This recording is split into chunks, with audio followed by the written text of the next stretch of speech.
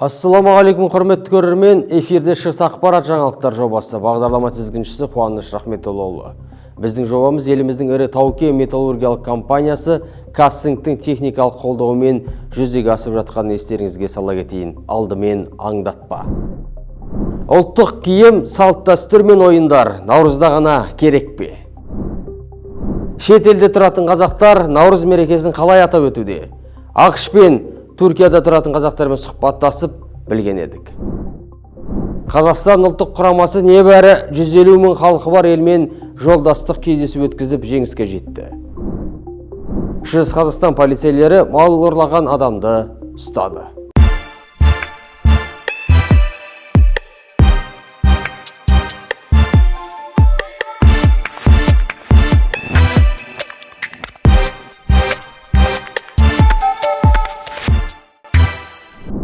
Наурыз қазақ халқы үшін тек көктемнің келуі ғана емес, ұлттық дәстүрлердің жаңғырып, рухани құндылықтардың дәріптелетін ерекше кезеңі.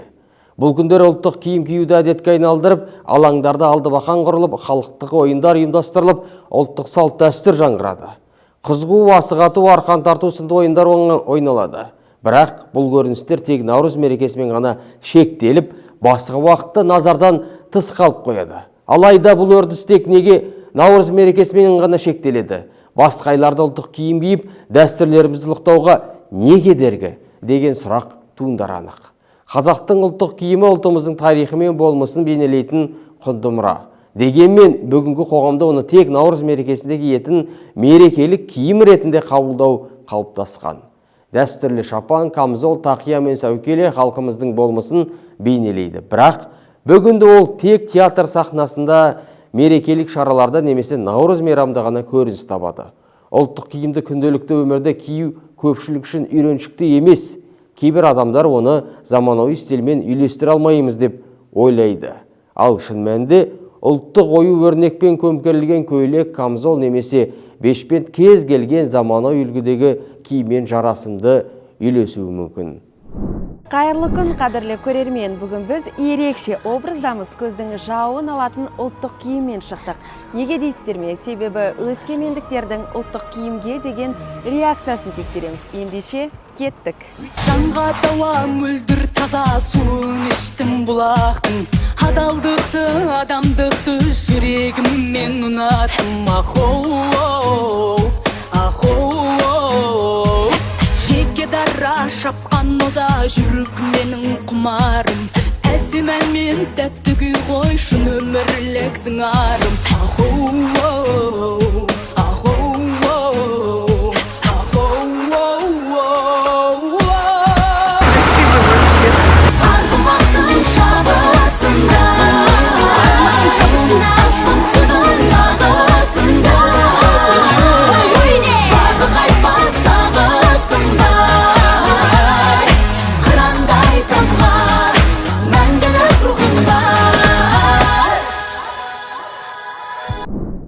Басқа елдерде дәстүрлі киім күнделікті өмірде қолданылады. Мысалы, Үндістанда әйелдер сариді, бауырлас қырғыз халқы бастарына айыр қалпақтарын тастамайды. Ал ою өрнекпен көмкерілген киімдер, аксессуарлар, заманауи бешпенттер мен камзолдар шапанда трендке айналса, ұлттық нақыштағы киімдер күнделікті өмірге сіңе бастайды. Біз наурызда ұлттық дәстүрлерді ұлықтаймыз, ұлттық ойындар ойналып, қазақы тағамдар дайындалады. Бірақ қалған уақытта осы дәстүрлердің насихаты әлсіреп қалады. Біздің мәдениетімізді дәріптеу үшін ұлттық элементтер тек мерекеде ғана емес, күнделікті өмірде де қолдану аса маңызды. Қазіргі жастар асық ойнап, арқан тартып қызығудан гөрі телефон мен компьютер ойындарын қызық көреді. Өйткені ұлттық ойындар арнайы шаралардан тыс жерде насихатталмайды.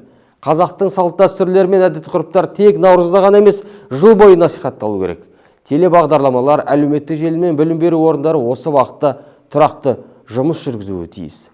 Ұлттық киімді кию ұлтқа деген құрметтің көрінісі, бірақ оны тек наурызбен шектеу дұрыс емес. Егер ұлттық мәдениетімізді дәріптеуді жыл бойы жалғастыратын болсақ, онда дәстүріміз тек мерекелік сипаттан шығып, күнделікті өміріміздің ажырамас бөлігіне айналар еді. Ұлттық рух тек наурызда оянбауы керек. Ол біздің өмір салтымызға айналу қажет. Ұлттық киім сізге ұнай ма? Иә, ұнайды. оюлар әсіресе ұнайды. Киіп жүрген негізі болады. Мен қарсы емеспін. Негізі өз басым қатты сыйлаймын қазақтың ұлттық киімдерін. Мысалы әшекейлермен көрікті ғой. Жақсы, әдемі көрінеді. Барлық жастарды ұлттық киім киіп жүруге шақырамын. Ұнайды, қалай киіп алсам мен деймін. Қандай жақсы балам айналайын. Әдемі, күшті, ұнайды. Наурызда киеміз. Обязательно. Көрдік неде тиктокта, Қытайда жүр, Японияда жүр біздің қазақтың қыздары. Киім киіп алған. Әдемі. Әдемі көрінеді, иә. Енді қазақтың неменен киімдері ұнайды. Бағана жерде наурыз болды, сонда мынандай қазақтың киімдерін киіп алған, сондай әдемі, кішкентай баладар билеп жатыр, сондай қазақтың несімен, саукелесімен, бәрімен. Сондай әдемі. Енді білмеймін, киіп жүрге болады ғой, қазақ киімін. Болады. 1926 жылы Кеңес үкіметі наурызды діни мереке деп танып, оны тойлауға тыйым салды. Дегенмен, халық арасында наурызды жасырын түрде атап өту жалғаса берді. Алайда 62 жылдан кейін ғана 1988 жылы наурыз мерекесі қайта тойлана бастады. Оның жаңғыруына көрнекті мемлекет қайраткері, этнограф ғалым, сол жылдары Қазақстанның мәдениет министрі қызметін атқарған Өзбекәлі Жәнібеков көп еңбек сіңірді.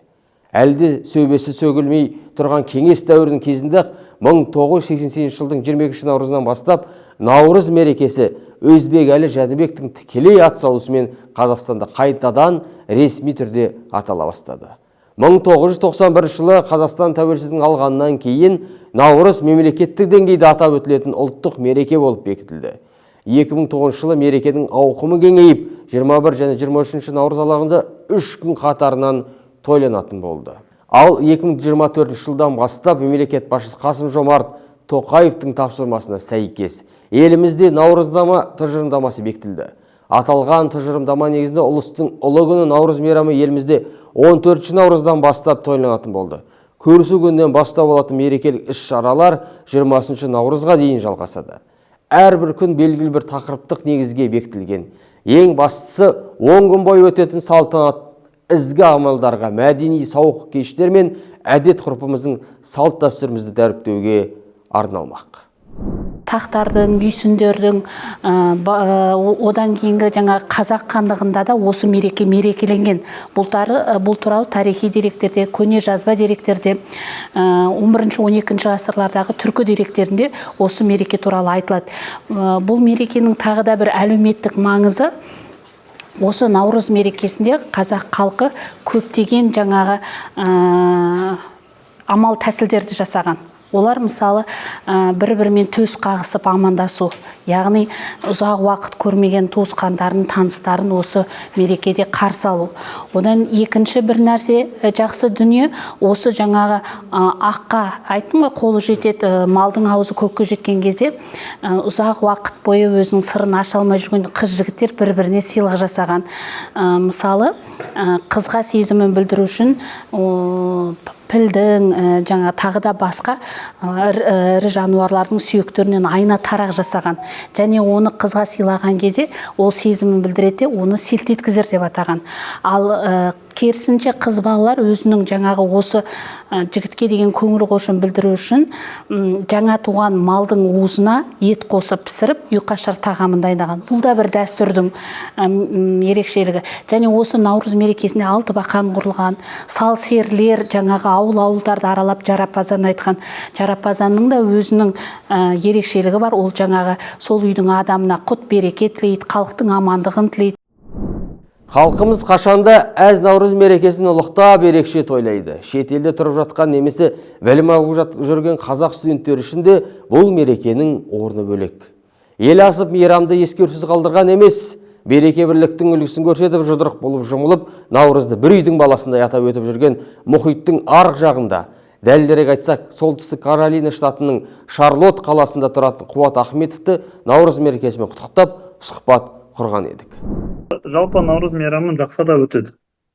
Себебі шетте жүргенде адамдар бір-біріне жақын болуға тырысады, бір-біріне женегіндей елдің жерін ұмытпауға тырысады. Солардың бірден бір себебі осындай ұлттық мейрамдарды атап өтуге тырысады. Соған байланысты бізді және ұйымдастырушылар болып, женегінде өзіміздің тұратын қаламызда, өзіміздің штатта жыл сайын Наурыз мейрамын атап өтуге тырысамыз.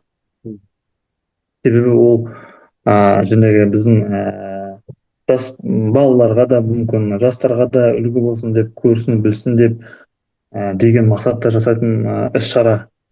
Содан кейін одан да бір екінші бір жағы, мына ағылшынша айтқанда нетворкинг деген сөз бар.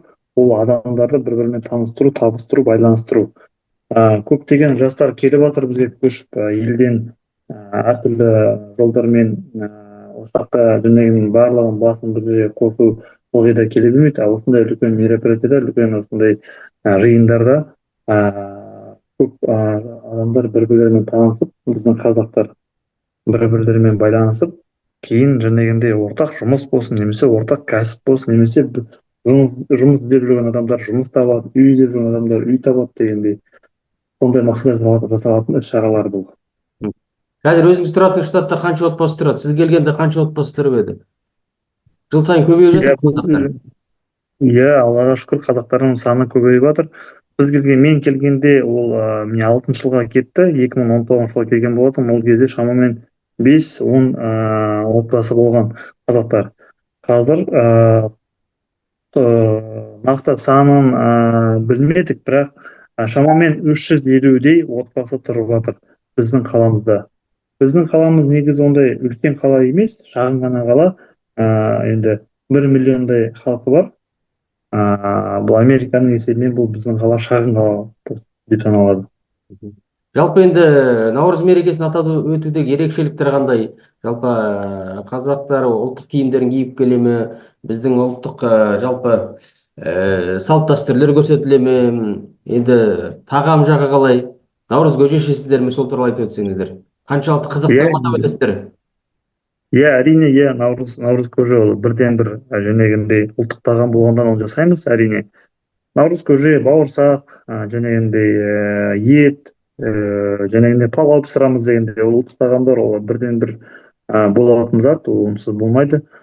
Ұлттық киімдерді әрине, шамамен кімде қандай ұлттық киім бар, киім үлгісі шапан болсын, жаңағындай жилет болсын, тақия болсын, кімде не бар киіп келуге тырысады. Жоқ болса тіпті Қазақстан деген жазу бар, футболкалар киіп алады, флагтың біздің туымыздың суреті бар. Сондықтан бірақ дегенмен де көпшілік адамдарда ұлттық киімдер бұл жақта бар. Мен айтамын, қазақтар біздің көбінесе елден шыққан кезде бірақ өздерін патриот сезіне бастайды, сондықтан елде кимеген шапандарын алыс жаққа келіп киіп жүреді. Наурыз түркі халықтар үшін ортақ мейрам. Бұл күндері көктемнің келуі, жаңа жылдың басталуы және ұлттық салт дәстүрлер ұлықталады. Бауырлас Түркия жерінде өмір сүріп жатқан қандастарымыз да бұл мерекені ерекше ықыласпен қарсы алады. Түркиядағы қазақ диаспорасының өкілі Назерке Айдынова ханымның айтуынша, мұнда да Наурызды атап өтетін қазақтар аз емес. Наурыз біз үшін тек көктем мерекесі емес, ұлттық рухымызды сезінетін ерекше күн. Бұл мерекеде Қазақстандағы дәстүрлерімізді ұмытпай, жастарға үйретуге тырысамыз. Әсіресе дастархан жайып, бауырсақ пен Наурыз көже дайындау бұлжымас дәстүріміз дейді бізге берген сұхбатында Назерке ханым. Барша қазақ еліне сәлеметсіздер деймін. Барлықтарыңызды келіп жеткен әз Наурыз мерекесімен шын жүректен құттықтаймын. Шаңырақтарыңыз биік, босағаларыңыз берік болсын, еліміз аман, жұртымыз тыныш болсын. Әрине де сұрақтарыңызға рахмет. Мен осы Түркия мемлекетіне шет елде келін болып түскеніме 1 жылдан аса уақыт өтті. Осы 1 жыл ішінде ең алғаш рет Наурыз мерекесін тойлағалы отырмын.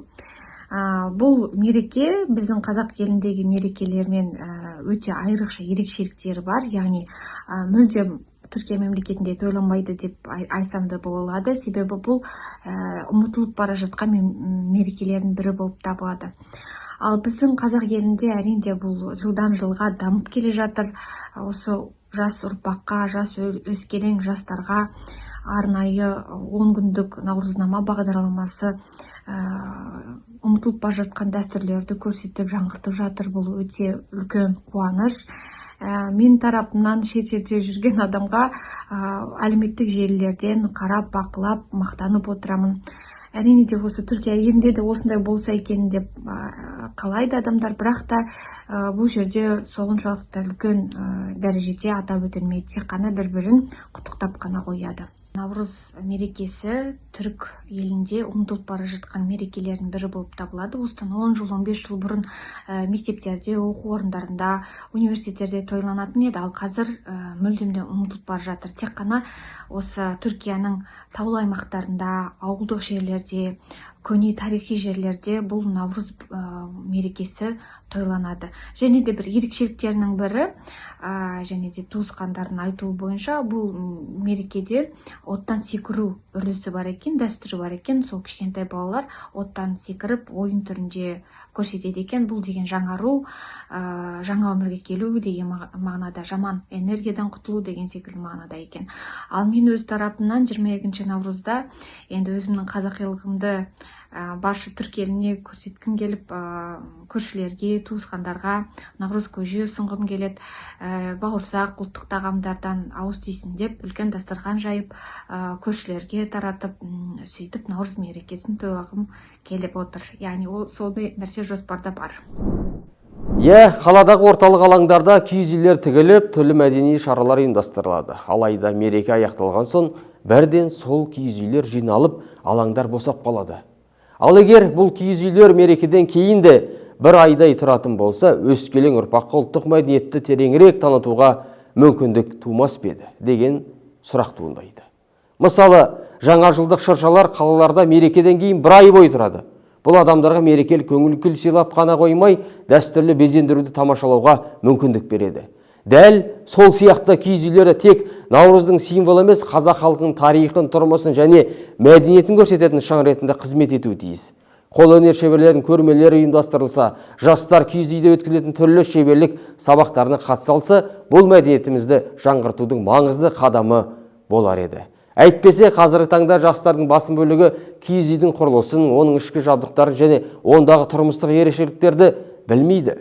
Бұл бастама өскелең ұрпақтың ұлттық дәстүрмен жақынырақ танысуға, ал қонақтар мен туристер қазақ мәдениетін тереңірек сезінуге мүмкіндік берер еді. Назарларыңызға наурыз мейрамына қатысты 22 қызықты дерек ұсынамыз. Наурыз мейрамы әлемдегі ең көне мейрамдардың бірі. Орталық Азия халықтары бұл мерекені 5000 жыл бойы тойлап келеді. Неліктен наурыз көже 7 өнімнен дайындалады. 7 саны аптаның 7 күнін білдіреді.